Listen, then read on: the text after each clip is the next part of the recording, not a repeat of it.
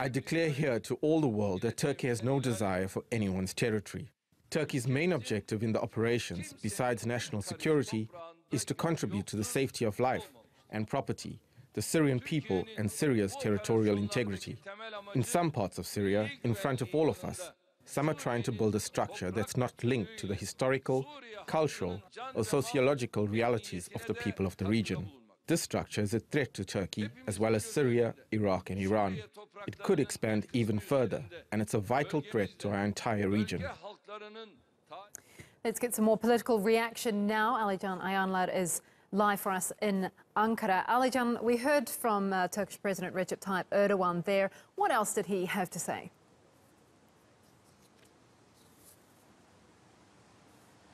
Well, Kim, like you said, he reiterated once again that this ongoing military operation in and around the Afrin region of northern Syria was based on the right that Turkey had the right to defend itself, to defend its borders and to ensure its national security. And that the only way that Turkey could accomplish this was to eliminate the terror threat posed by the PKK-linked YPG and PYD elements in that part of the country. He went on to say that he had no problems with the Kurds, whether they were Turkish citizens or Syrian citizens, and that he hoped to accomplish with this military operation to bring them more rights. He blamed the YPG for oppressing the local minorities, whether they were Kurds, Arabs or Turkomans, through anti-democratic authoritarian ways. And he said that the YPG was trying to change the demographic composition of the area. And hopefully, at least with the initial phase of this operation, he hoped to hand back the control of Afrin to its original owners. So from the YPG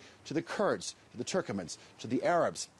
The president also had some very strong words for the United States. He expressed his extreme displeasure about the close partnership between the United States and the YPG. We all know that the YPG was chosen as a strategic partner by the United States in the fight against Daesh.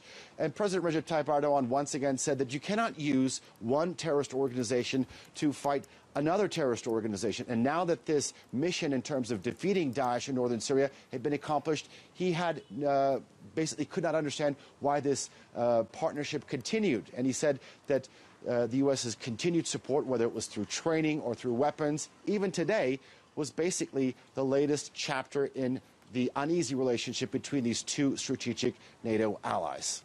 Mentioning the U.S. there brings us on to the next point, the U.S. Being one of the permanent members of the Security Council, which is meeting later today. What do you expect to come out of that? And what's been Turkey's reaction to this being brought to the Security Council?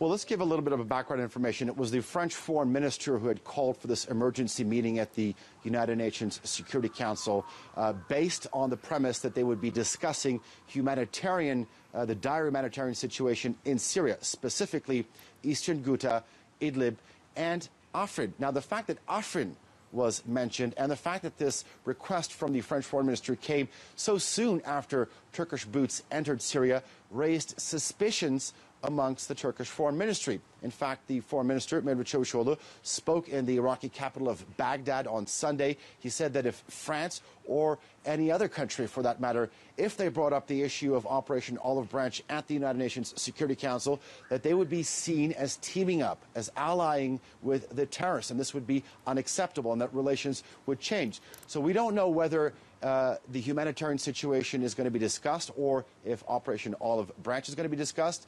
We're going to have to wait and see for that. But one thing is for sure, and that Turkey will be keeping a very close eye and ear on this meeting in New York later on Monday.